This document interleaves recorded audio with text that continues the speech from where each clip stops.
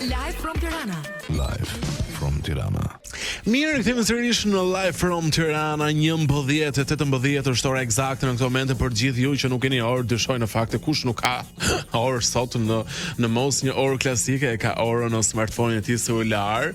Në këtë të martë datës 14 tetor 2025 dhe për të gjithë ata apasionuarit pas humorit, dua t'ju rikujtoj që shfaqja e radhës së spektaklit emblematik të Top Channel Portokalli do të jetë nesër.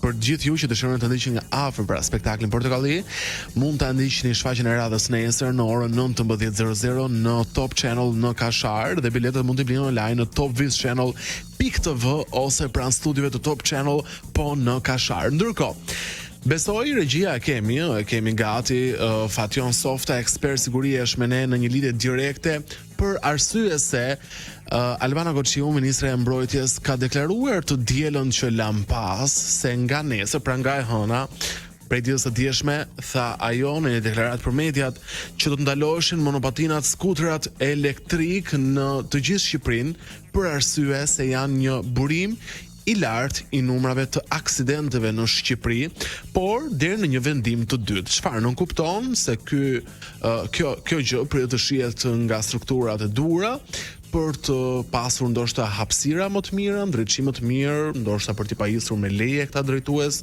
nuk e di. Ka disa vende në botë që kanë ndaluar përgjithmonë përdorimin e skuterave elektrik, siç është Franca dhe Parisi, por për të diskutuar, a ishte një vendim i duhur, një vendim i gabuar, dhe çfarë duhet bërë më tej, në një lidhje telefonike, Fation Softa, ekspert sigurie. Fation, mirë se vjen në program. Përshëndetje, faleminderit. Si jeni ju? Mirë, faleminderit, juve mirë. Vendimi i ministres Albana Goçiu, i drejtë, i gabuar apo i drejtë dhe i nxituar? I drejtë dhe i nxituar. Pse? I drejtë sepse është një makt dhe një shqetësim për aq kohë sa Shqipëria ende nuk ka një kuadër ligjor të qartë për përdorimin e tyre. Për shpejtësinë e tyre, vendet dhe mënyrën se si ata të utilizojnë dhe çfarë kushtesh duhet të kenë dhe cilat mosha lejohen për t'i përdorur ata në mënyrë të tillë që çmangin aksidentet për vetët ata që drejtojnë, po dhe për qytetarët të tjerë, të cilët janë pjesë e lëvizjeve në qytet. Kaosi, stresi, pamundësia për të disiplinuar qoftë dhe këmbësorët kanë kthyer numër të lartë të aksidentesh në vend, ku vetëm për vitin 2024 kemi rreth 991 raste ku nuk mungojnë dhe rastet e vdekjeve që kanë ardhur si rrëdhënie e përdorimit të tyre.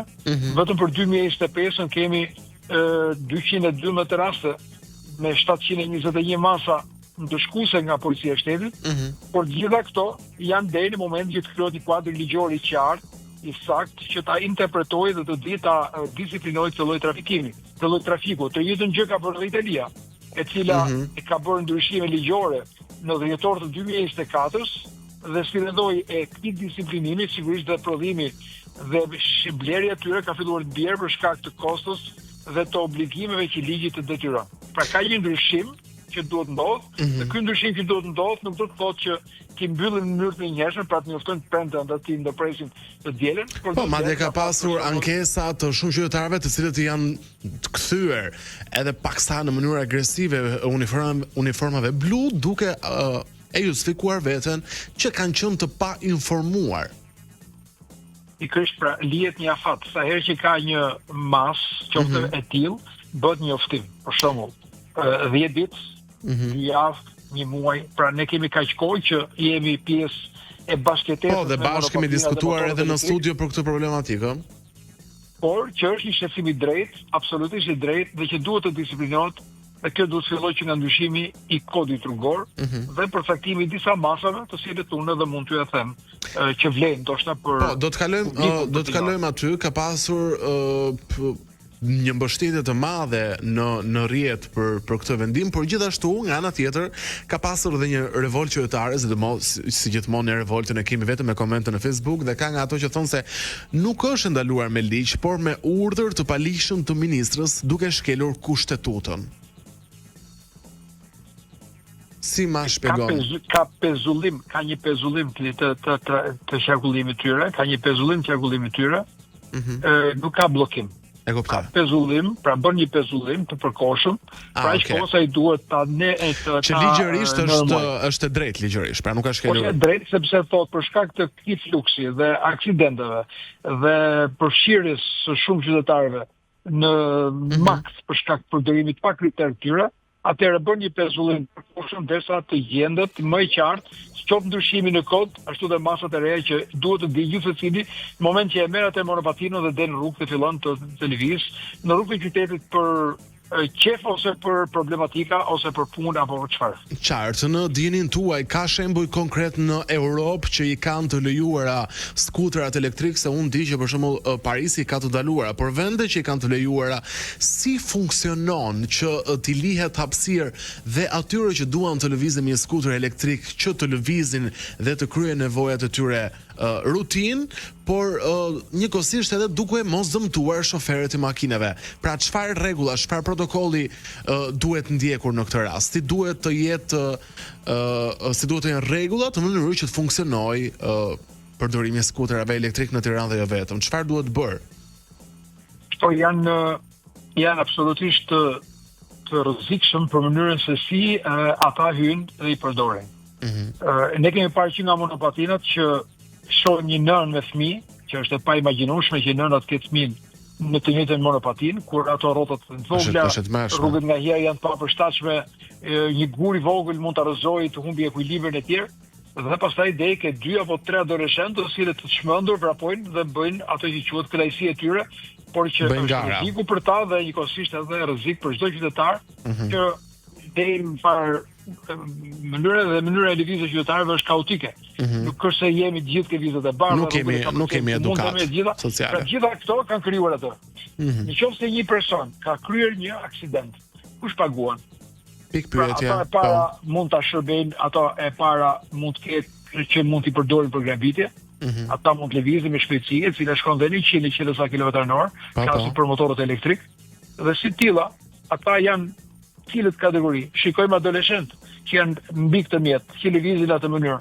I kanë sistem me frenimit, a kanë sinjalistikën e tyre, a kanë siguracion, sepse që ndryshimi ka një motor 50 kubik, apo një motor 150 kubik, apo një motor tjetër. Jo, për çfarë i duhet motori elektrik një adoleshenti, se unë këtë nuk arrit të kuptoj.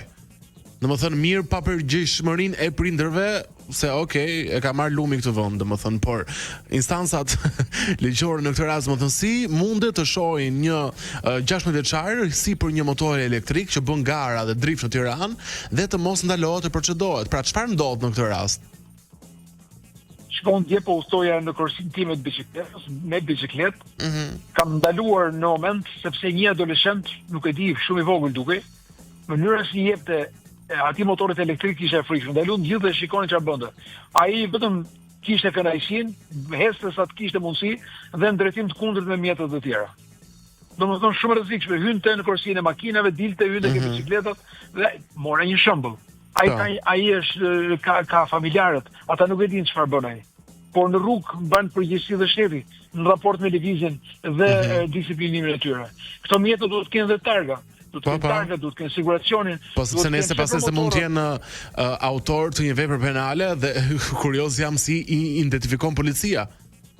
Një nga rrjetet sociale, nuk e di cili ishte, dha një moment kur në kuadrin e ndalimit që punojnë e policisë kishin marrë urdhër nga Ministria e Brendshme për të ndaluar të gjithë ata që udhtonin që lëviznin me monopatina, njëri i bëri thirrje polici nuk ndaloi. Po, e pash ishte një nga videot më virale i cili në mënyrë krejt relaksuese i ikte policisë me një shpejtësi skëterë me skuterin elektrik dhe policia rrinte aty. Pra dhe policia në këtë rast nuk di se çfarë targe ka individi, nuk di domethënë. Po, nuk di cili është personi. Pra, gjitha këto janë që mund të përdoren në vrasje, mund të përdoren në grabitje, apo në shpërndarje të lëndëve narkotike. Duhet thënë edhe kjo. Ka grupe adoleshentësh kanë krijuar në shkolla grupe të monopatinave, vishën dhe me uniformë të zezë dhe shkojnë në formë grupesh. Pra është bërë dhe grup i lëvizjes, sigurisht ato e kanë për adoleshencën e tyre, por kjo nuk do të thotë që disiplinimi dhe ruajtja e jetës tyre, po dhe qytetarëve të tjerë, të jetë një nga disiplinimet e këtij lloji transporti ekologjik, se nuk mu jam kundër transportit ekologjik. Po, dëgjoj, ne kemi promovuar korsitë e biçikletave në Tiranë qysh me nismën e ish kryebashkiaku tashmë i ndodhur në ambientin e sigurisë në Burgim, pra, i cili promovonte korsitë e biçikletave në Tiranë. Pomponte fort përdorimin e tyre dhe sigurisht jam shumë dakord për shumë arsye që duhen përdorur biçikleta dhe duhet pasur kursi, por faktet tregojnë që ne sot, edhe pse kanë kaluar disa vite nga koha kur Velia i promovonte përdorimin e biçikletave, nuk kemi kursi biçikletash. Pyetja ime logjike dhe për Inocenti është, ku do të kalojnë skuterat elektrik? Pra çfarë do të bëj zonja Koçiu në këtë rast dhe si do të funksionojë përdorimi i skuterave elektrik kur ne nuk kemi një kryetar bashkie? Pra se do të zgjidhin këtë gjë. Se bashkia është bosh, pa një kryetar në këtë rast.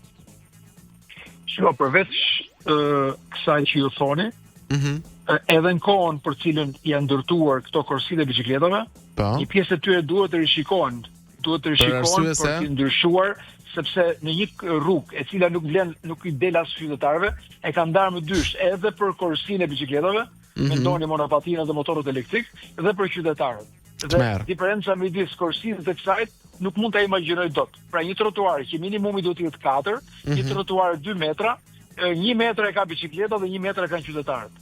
Një lëviz në shkujdesë ka një fëmijë përdorë, lëviz një skuter që të kalon që nuk bën as zhurmë se nuk ka motor, që nuk e dallon dot për shkak të shpejtësisë, se nuk përdoren asnjë lloj sinjalistike, se si mund të kthehet dhe nga njëherë Zoti i ruan që të mos ketë aksidente, të cilët patjetër me thyrje brinjëshe, me jetë që mund të marrin, sepse një njeri që e qenë pa përgatitur mendon se çfarë mund të bëjë njëri me atë shpejtësi lëvizjes në mënyrë të pakontrolluar, pa e kuptuar përgjegjësinë që ka. Italia për shembull bëri normime dhe thotë për shembull në rrugët që do të lëvizin, nuk do të ketë më shumë se 20 km/h dhe në vendet ku ka trafik dhe ka lëvizje, pra brenda zonave urbane, shpejtësia nuk do të jetë më shumë se 6 km/h. Ato kanë vendosur kaskon, pra detyrimi vendosur atë helmetën mbrojtëse, ka vendosur siguracionin ndaj dëmeve që shkaktohen ndaj të tretëve. Shqipëria i ka fakultative këto. Nuk i ka, për shembull, rekomandon vendosjen e kaskos, por nuk e ka detyrim. Pra po të ka pa kasko, po edhe më nëse e ka pa kasko, dhe personi nuk ndalon, çfarë do të bëjë? Do ta ndjekin me motor do ti? Si do ta ndalosh të person? Nuk ka targina i thon italianët. Ku ka një numër alfanumerik. Dëgjoj, zoti Softa, edhe një pyetje tjetër bëri shumë bujë deklarata e drejtorit të policisë gjatë verës që lëm pas, i cili deklaronte që të gjithë ata që parkojnë dysh në Tiranë, që janë bërë problem shumë i madh për trafikun e qytetit, do të ketë edhe do të konsiderohet një vepër penale, çfarë nuk kupton që mund të dërgohen edhe në burg. Tani, ose unë nuk shoh mirë nga styl dhe kam nevojë për syze, ose pra unë kam parë shumë parkime dysh në Tiranë këto kohë. Ju keni parë të respektohet ky aksioni i drejtorisë së policisë apo u harrua edhe ky? Shiko, pati një presion edhe nga vetë ambienti dhe nga publiku lidhur me këtë deklaratë. Në fakt nuk ishte Proda vetëm lexoi kodin. Nuk u dëgjua me vëmendje fjala që i tha. Nuk jam thjesht mbrojtja e Prodës, po jam mbrojtja e së drejtës që ne kemi nevojë që disa gjëra të zgjidhim. Për shembull, në momentin që ti ndalon në një vend ku ti mund të bësh pengesë, qoftë për lëvizjen e mjeteve të tjera, qoftë të shërbimit zjarfikës, të ambulancës apo të emergjencave të policisë. Po kjo gjë në Tiranë do pafundësisht. Tirana është full me kësi lloj rastësh, më kupton? Pra edhe kursinë e emergjencës në Tiranë të dalin e të shohin kush i zë këto kursi, pra me makinat e parkuara, përveç qytetarëve të thjeshtë, fatkeqësisht mund të ketë ato që i përkasin administratës. Patjetër që edhe kjo ka ndodhur, siç ka qenë një rast një punonjës i policisë ose shpeshherë me makina private vende atë policia atë kundër tabelën për t'i trembur ata që janë bashkisë mos i vende një gjop se mund të jetë një funksionar. Pra, këto janë raste të cilët sigurisht edhe ata punonjës, që janë administratë abuzojnë më shumë, sepse ndjen mbrojtjen e kostumit që ata punojnë, dhe jo të thjesht ambient të ndërgjegjes që do të jetë shembulli i ndaj qytetarëve të tjerë. Por edhe kjo mbetet një problem shumë i madh, pra aqkosa ne nuk kemi zgjidhur sfidën e parkimeve në toksore. Ato që i hoqim nga rruga për të thënë që ne bëm korsitë e biçikletave apo të transportit ekologjik, i futëm në përlagje dhe në përlagje sot nuk ecën dot. Nuk ke mundësi të hysh për të çuar shërbimin zjarfikës apo shërbime të tjera. Nuk del dot për çuar dhe plerat, sepse duhet të kalosh midis makinave nga Afrika, mos i gërvishësh për çuar plerat apo gjërat që do të zbrazin për tek koshat e plerat. Dhe kjo është një problem se nuk e zgjidhen këtë gjë. Dhe pra që po thonë nuk e zgjidhen, rreziku më i madh dikush është nëse i bie kujdo që drejton mjetin dhe hyn nëpër lagje, mënyra se si ne lëvizim, nga pallatet mund të dalin nga shkallët fëmijë, mosha të tyre të cilët janë pa përgatitur. Dhe kur do mund t'i godasësh ata më shpejtësi që ato ecën. Dhe kjo ka ndodhur, se po ndodhet do i kthehemi edhe këtij momenti. Çfarë do bëjmë për t'i mbajtur të hapura këto hapësira? Të cilët janë shumë të rrezikshme, përveç që në korsinë e biçikletave, ne kemi parë motora të picave, motora që ecën në mënyrë të çmendur, motora të fuqishëm që lëvizin sepse e kanë më të thjeshtë për të kaluar trafikun duke u futur aty se sa të shkojnë në mjaftoi një gol i Manajt dhe të shije se si të rinë shqiptar në kulmin e shpërthimeve të hormoneve dogjën goma të duke bërë drift në Tiranë edhe duke rrezikuar dhe jetën e qytetarëve aty e nuk di ç'të them për nesër. Falenderoj shumë për ndërhyrjen zoti Softa, edhe uroj që të funksionojë vendimi i përkohshëm i ministres së mbrojtjes Albana Koçiu. Faleminderit Softa. Faleminderit juve. Të një ditë mbar. E në një vend me që shumë dëgjues na dëgjojnë janë në timon në këtë momente ku një shofer në Tiranë duhet të ruhet edhe nga gropat e pambyllura të rrugëve të qytetit që të çajnë disit dhe gomat e makinës, po duhet të ruhet edhe nga motoristat që shpërndajnë pica dhe sufllaqe, po duhet të ruhet edhe nga këta të rinj që janë me skuter elektrik. Njëkohësisht duhet të shohë edhe semaforin, po duhet të shohë edhe shoferët papërgjegjshëm. Mbetet vetëm një fjalë për të thënë: Zoti na ruaj të gjithëve.